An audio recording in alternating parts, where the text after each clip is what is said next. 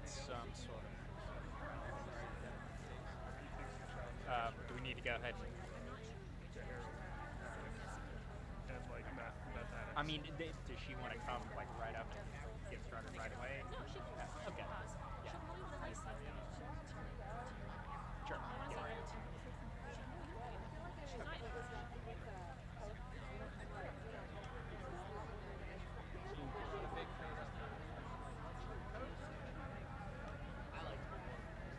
I got no problem with that.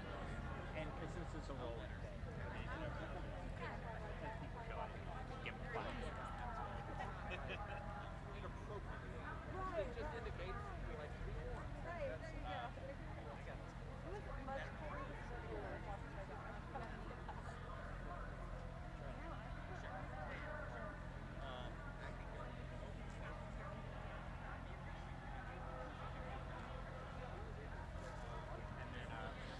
Audio test 1 2 check. Hey hey 1 2 check 3 4 testing. Hey hey 1 2 check 3 4 testing. Hey hey 1 2 3 4 check. Hey hey 1 2 3 4 testing. Hey hey check 1 2 testing.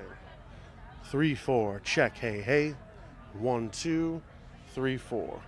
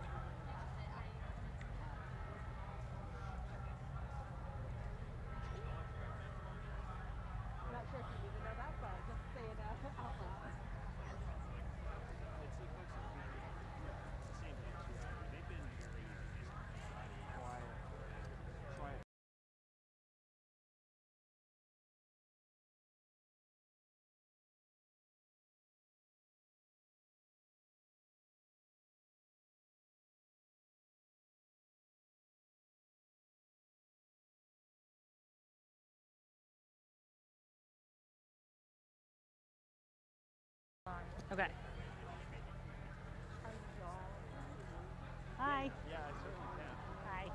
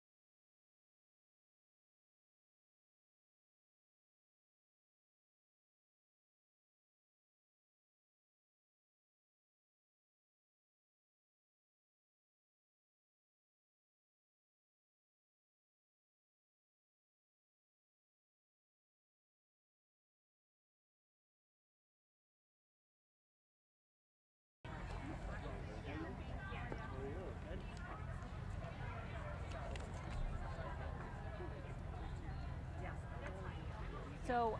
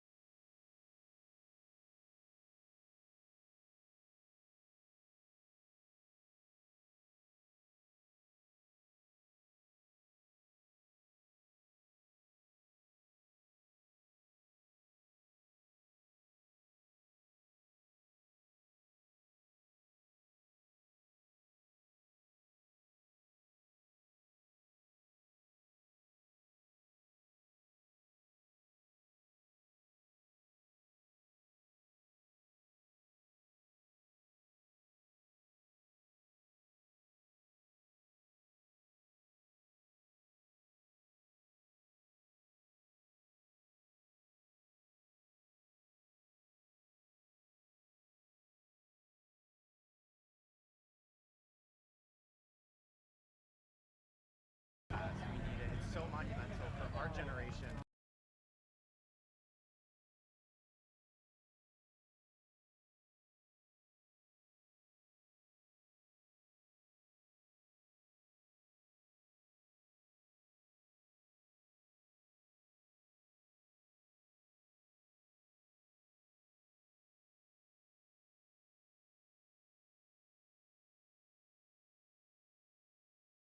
good afternoon, everyone. Hello. Thank you all so much for joining us on this very busy day in our nation's capital and online. This is quite a start to December, and we are ready to build back better. My name is Tiernan Sittenfeld. I'm the Senior Vice President for Government Affairs at the League of Conservation Voters. I'm so happy to be here today with a great group of senators. We have two of them with us already. Chair Debbie Stabenow from the great state of Michigan, who is such a climate champion and the chair of the Agriculture Committee, and Congresswoman Catherine Cortez Masto from the beautiful, amazing state of Nevada, who works so hard for clean energy jobs and conservation and so much more. So I am happy to be here today on behalf of LCV, Climate Power, the Climate Action Campaign, and people in every state across this country who are calling on Congress to make once in a generation transformational progress on climate action, on environmental justice, on good paying union jobs, and so much more. From this summer's catastrophic heat and wildfires out west to the absolutely deadly and devastating floods and storms across the Midwest and up and down the East Coast, it is clear that the costs of inaction on climate are absolutely staggering. It has never been more important or more urgent for Congress to act on the code red for humanity that is the climate crisis. We are absolutely thrilled that the House recently passed Build Back Better to do just that, to meet the moment on climate, jobs, and justice. And now we are so pleased to be over here on the Senate side with a great group of senators who are all in, working tirelessly to ensure that the Senate quickly passes Build Back Better. We, of course, applaud the Biden-Harris administration and Congress for recently enacting the Infrastructure Investment and Jobs Act into law. This is real progress. It will result in meaningful and badly needed investments in electric vehicle charging stations, in electric school buses, in modernizing the grid, and replacing harmful lead service lines, and so much more. But to fully realize the climate benefits of the infrastructure bill, the Senate must move forward, must quickly pass Build Back Better and get it to President Biden's desk. The Senate can and must pass Build Back Better to meet the moment on climate, to pass the climate test, to put our nation squarely on track to cut climate pollution in half by 2030, the goal set by President Biden that science and environmental and racial justice require.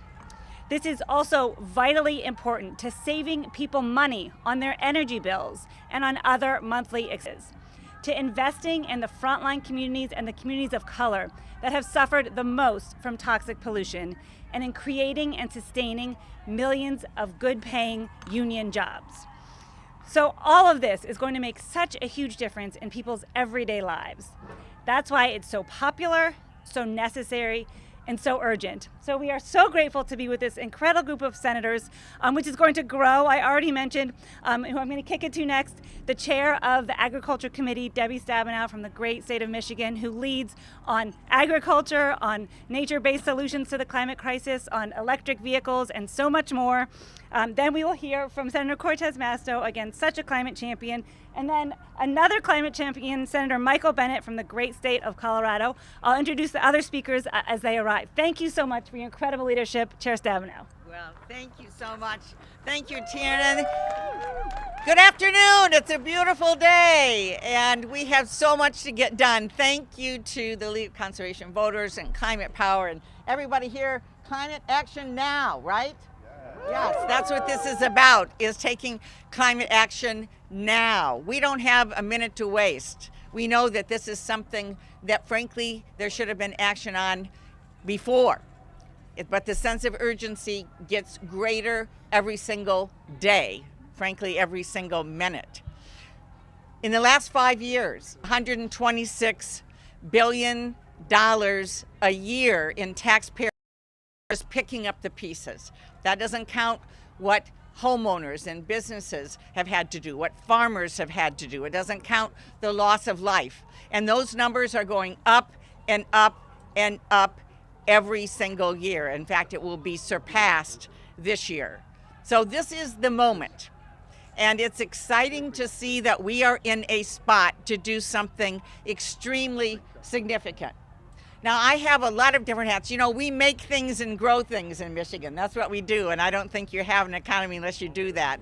And one of the things that we electric vehicles, cars and trucks, and we know there's school buses and vans and all of the other things that need to happen to electrify our transportation system. We have made a start in the infrastructure bill with charging infrastructure and need to make sure that is moved forward quickly.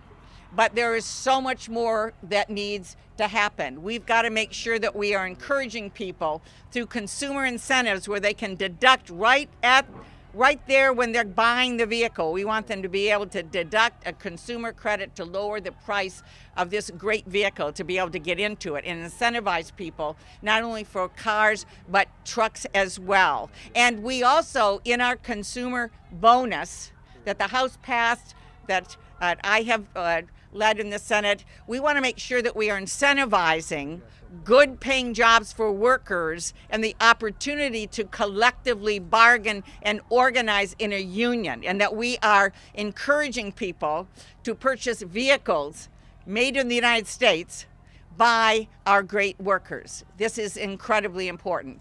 So we have several pieces. We have the consumer credit, we have charging stations, and then we want to make sure that we are making the component parts in the United States. We've seen what happened when we have a global supply chain breakdown, and if we aren't making the batteries here, if we aren't doing the semiconducting parts here, if we aren't doing the rest of it here, we don't have the good paying jobs, and frankly, we can't make the vehicles here. So the clean energy manufacturing efforts in Build Back Better are also incredibly important, not just for electric vehicles, for wind, for solar, for other important clean energy provisions. This is a very important part. And I will finally say this, that from the Agriculture, Nutrition, and Forestry Committee, we are very excited about the role that nature-based solutions can play. When I was in Glasgow speaking and making presentations on this, there was a lot of excitement around the world about what needs and what can happen in a cost-effective way, both for climate-smart agriculture, where we're keeping carbon in the ground with a whole range of strategies that farmers do now, but they want to do more, and we need to fund and help make sure that's happening. So a whole happen, and how we, in fact, support sustainable forestry. And now, you know, we hear a lot. I see all these programs, all these big machines that will cost billions of dollars to take carbon out of the atmosphere. Well, I got another way to do it. Plant a tree. Plant 100 trees. Plant 1,000 trees. In our infrastructure bill, a bipartisan bill that I have with Rob Portman passed to do 1.2 billion trees that we're going to now fund planting on public lands. There's more that we can do around the world to stop deforestation, to plant, because we know it's not enough to just stop pollution. If we are not taking pollution out of the atmosphere that's already there, we're not going to be able to do what needs to be done. So let's get all of it done. Let's use every tool that we have. And we, as Democrats, are committed to doing that with our great President, Joe Biden. I'm going to turn it now to somebody who knows firsthand about what needs to be done on our farm land and who's always been leading the way, Senator Jon Tester. All right, Jon Tester. Hey, thank you. Hey. Thanks, Debbie. Look, it's already been announced, I'm a senior senator from Montana, but I also have a real job. Not that this isn't a real job, it's a very important job, but it's a farmer. And I know I don't look like it, but this year was our 44th harvest for my wife and I. We've been on the land since 1978 was our first harvest. You guys do the math. And I can tell you unequivocally, and not just by a little bit, by a lot, this was the worst harvest we've ever had. And by the way, it wasn't just on my farm, it was everybody west of Mississippi. We're infected by a drought this year that was catastrophic. That cost the taxpayers billions and billions of dollars in catastrophic assistance. Okay? So here's the deal, guys. I raise food. My neighbors raise food. If we don't get rain and we have temperatures in the hundreds in early June in north central Montana, we don't raise much food. And that puts some real problems out there for us. So this climate change thing that we're talking about is something that we got to have common sense solutions to get fixed, okay? I also run equipment to harvest that land and to till that land. And I'm going to tell you, I put a lot of diesel fuel in that equipment every morning before I go out and work, which contributes to climate change. I long for the day when I can have a tractor that's run off a battery, that's powered by wind or powered by renewable energy. That's right. And that's where Build Back Better comes in. We've got to into affordable batteries that are durable. We've got the electric motors already. This all can be done. So we need to get this done. And I'll tell you why. Because if we don't, and this is not something to scare you, this is just a fact. If we don't do something about climate change and start today with real solutions, there's going to be a lot of hungry people in this world. A lot. Oh, now then I've got to give a glowing introduction to the marvelous, wonderful Senator from Nevada, Catherine Cortez Masto, aka CCM. Thank you, John. First of all, it is my pleasure to be out here with my colleagues, but with LCV and Climate Power and everyone standing here. We all know and we all have been working to address what we see when you walk out your door every day, that I see when I walk out my door and I'm home. That climate change is an existential threat. Literally, you see the wildfires happening, you go out and breathe the wildfires, longer seasons, hotter seasons when it comes to wildfires, and drought. Bathtub ring around Lake Mead. Now we have a declared drought that we have to actually stop taking as much water as we normally would off the Colorado River. It's real. This is all as a result of climate change. And that's why the legislation that the Democrats in this administration that we have worked on and we have passed address the climate crisis. It really is important that we come together to figure out how we augment water along the Colorado River. We were able to put money in to support large-scale water recycling projects to help augment the water in Colorado. That's in the bipartisan infrastructure package. How do we address the drought? That's one of the reasons we look to figure out the funding that is going to be so important for all of our communities in the West. The other thing are wildfires. Longer, harder. I can't tell you all of the men and women that I have talked to that fight these fires.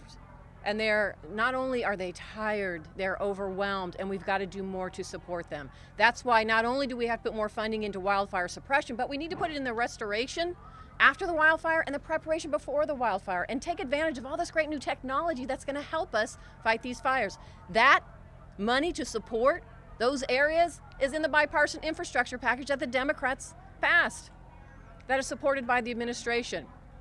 And let me just tell you this, Nevada is primed to take advantage of the clean energy and the innovation economy that's coming in the 21st century. We have solar, wind, geothermal.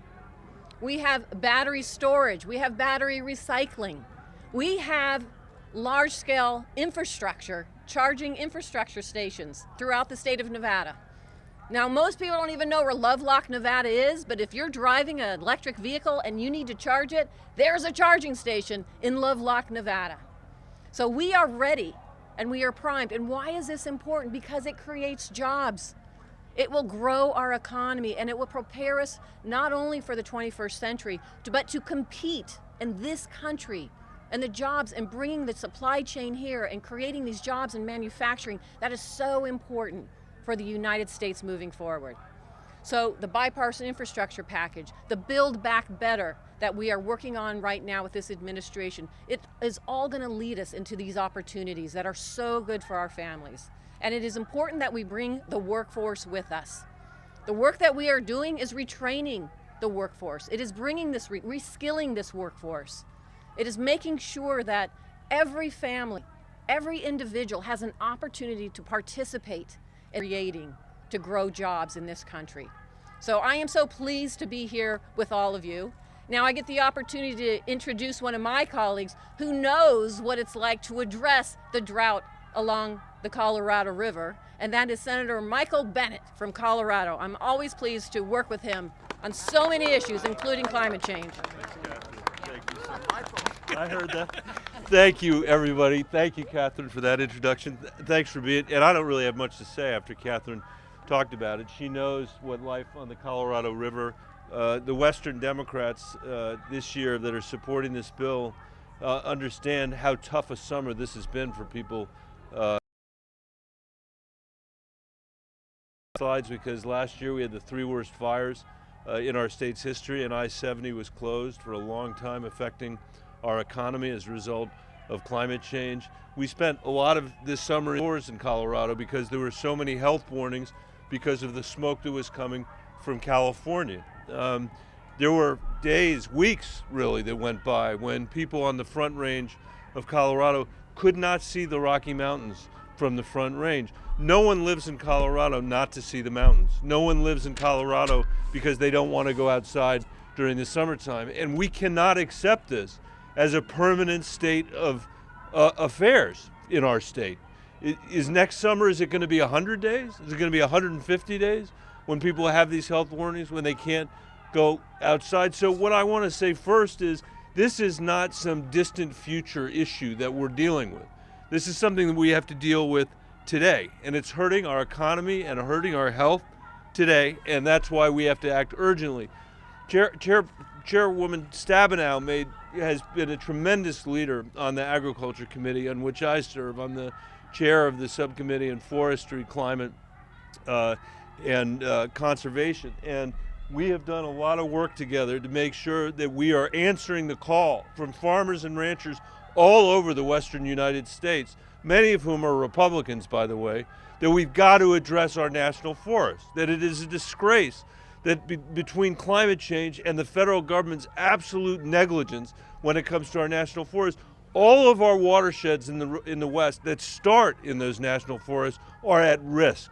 They're at risk because of climate change, they're at risk because of fires, and we are spending billions and billions and billions of dollars a year fighting fires at the cost of $50,000 an acre.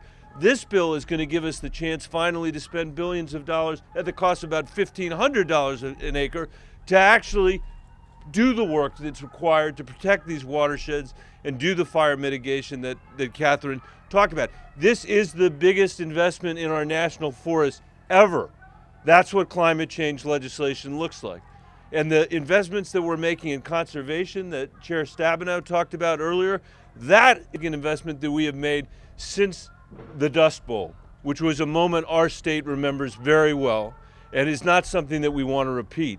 Last point I'll make is this. I've got 3 daughters that are 22, 20, and 17. And I can tell you this, for the next generation of Americans, this has nothing to do with politics. This is an existential threat. They need us to act now, and they are watching whether we act now. Whether they're Democrats, Republicans, or Independents is completely irrelevant to them. They need us to act, and they know the United States has. And that's why we have to step up in the coming couple of weeks to get this done. With that, I will turn it over to my pal, the great senator from the Commonwealth of Virginia, Tim Kaine. Great. Thanks, Michael. You're good, man. Hey, good afternoon to everyone, and what a great group of friends. And it just strikes me as we're standing here together with LCV and Climate Power, we're each telling our own state's story, and each of our state's story is somewhat different, but there's a common problem, and there is a common in terms of climate action now. The Virginia story, I could tell you a lot, but I'll just tell you one thing: sea level rise. 1.7 million Virginians live in Hampton Roads. Hampton Roads is the second most vulnerable community to sea level rise other than New Orleans in the eastern half of the United States. And sea level rise isn't a tomorrow issue in Hampton Roads. There are neighborhoods in Hampton Roads that used to be the hottest residential real estate markets, beautiful historic homes in downtown Portsmouth. The market isn't hot anymore because normal tidal action floods the streets and basements of these homes so frequently that the real estate market has turned upside down. It's the center of naval power, not only for the United States but the world, but the main road into our principal Navy base in the United States is now flooded very commonly, with estimates that those days where it's underwater and inaccessible could get to 60, 70, 80 a year in the not too distant future.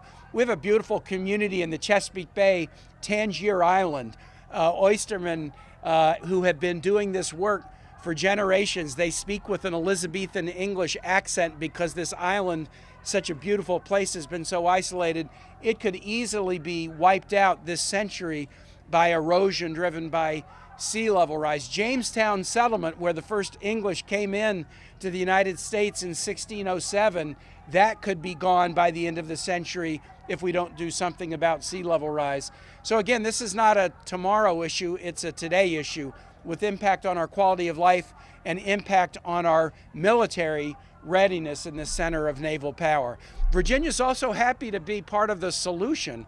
We're going to have one of the largest offshore wind developments in the U.S. off Virginia Beach that will power 670,000 homes. And I want to thank the Biden administration for prioritizing permitting for offshore wind installations near Virginia and elsewhere. This is a great new thing, but Congress now has to do our part. And our part is passing this far-reaching climate provisions of Build Back Better so we can accelerate this powerful economic engine, enable states like Virginia to rocket ahead in offshore wind and the other innovations that my colleague states are known for, and do it in a way that will both employ the next generations of Americans and have America play the leadership role we need to play in battling climate change. So excited to be with my colleagues. And now I want to introduce, I call him a neighbor even though we don't adjoin, but we do share the Delmarva Peninsula, my great friend from Delaware, Tom Carper.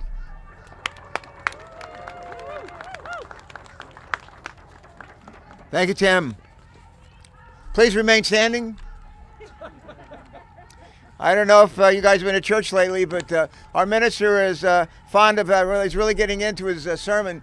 He'll turn around, the choir's always right behind him. He'll turn around and look at the choir. So I know I'm preaching to the choir, but even choirs need to be preached to. And today I know I'm preaching to the choir, but even choirs need to be preached to. I want to thank you for being here. I want to thank you for your patience. I want to thank you for being the wind beneath our wings. I'm humbled to stand side by side with my colleagues, my friends, right here behind me in common cause. And when I think of climate change, you know exactly what, when we pass the Build Back Better bill, just like when we pass the infrastructure bill, we're going to create jobs. Climate-related jobs. Let me hear you say climate. Related. Jobs. Climate-related jobs. One more time. Climate-related jobs. All right. I think we got it. And a lot of them, not just a few, but millions of them. I want to say we live in Delaware. Martha and I live in Delaware. It's the lowest lying state in America. The seas around us are rising. Our state is sinking. So get there. You want to go for a good vacation next summer? Get there soon, because the developments are not especially encouraging on the beach front. But passing the Build Back Better Act can't come soon enough, because we know that the climate crisis, it's not just something that's off in the future we don't need to worry about. It's right here. It's right in our faces, and we need to do something about it now. And the great news is we can do something about that and create a ton of jobs at a time when we have millions of people who would like to have a great job. And Albert Einstein used to say two things that I know about. One, he used to say the definition of insanity is to keep doing the same thing over and over again and expect a different outcome. He also said in adversity lies opportunity. And I think the latter applies here.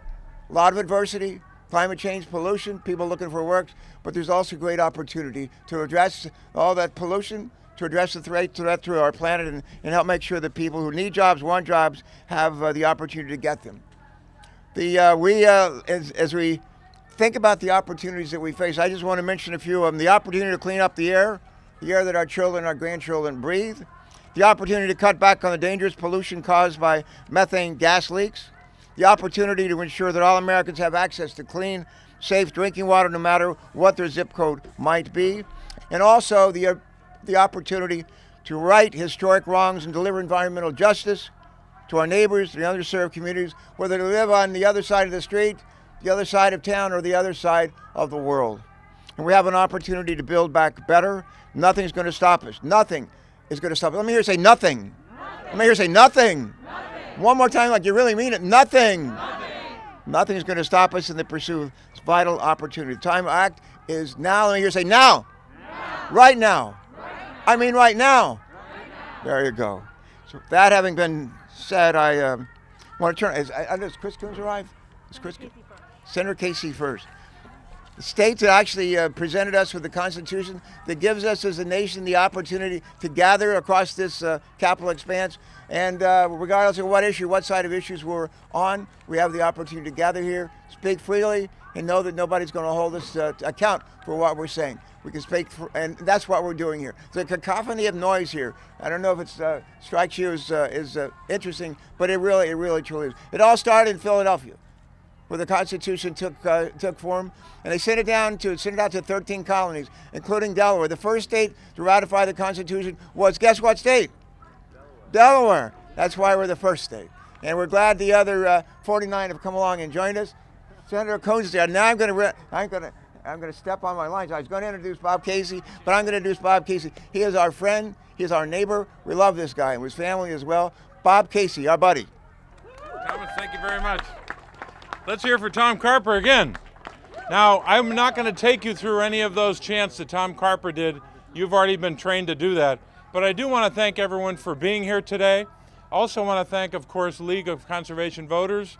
And Tiernan, where are you? Right here. Thank you for leading us in this effort. Look, you've heard a lot already. Just make maybe 3 points. Number one is it bears repeating over and over again that climate change is real, it's caused by human activity, it's a threat to human life, and the fourth point on that is we got to do something about it.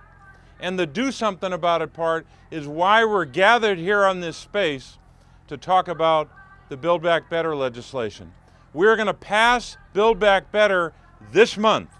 And one of the urgencies, or one of the reasons for urgency with regard to Build Back Better is to finally at long last, make the kind of investment in climate change, combating climate change that we've been talking about for so long. And so many advocates all across the country have been talking about for years. I know in my home state of Pennsylvania, yes, we're a big diverse state with big cities. We've got 67 counties, but 48 of those counties are rural counties. And all throughout those counties, you're seeing a coalition of people come together. People who have been active on environmental issues for years. People in faith communities of all different faiths coming together to work on these issues to preserve God's creation. That's one of the reasons it brings people to this issue. But along the way, they've said to us, what will the federal government do? Will the federal government invest in these strategies? So we're finally at the point where we can talk about that investment. Here's what we're talking about. $550 billion, 555, I left out 5 there, $555 billion for, and here's the list, expanded tax incentives, enhanced consumer rebates, bolstered conservation, a real tradition in our state. That's why I had one of the Civilian Conservation Corps pieces of legislation. Climate smart ag programs that Debbie Stabenow and so many others have talked about. And the establishment, as I mentioned, of a civilian climate conservation corps. So that's what we're talking about here, to finally make these investments. It is long overdue. We're going to get this month. We're going to pass Build Back Better and finally make the investment in climate change that we should have made years ago. Finally, we're at the point of acting to preserve God's creation. Thanks very much, and now I'll introduce the other senator, the junior senator from the state of Delaware, that state that took 3 of our counties way back when. I'm still holding a grudge, but you know him as a great leader on a range of issues, including, of course, on the issue of climate change, and that is Senator Chris Coons.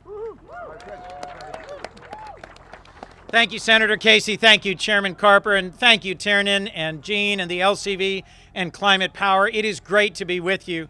You've heard a range of senators speak today about the urgency of acting to address climate change.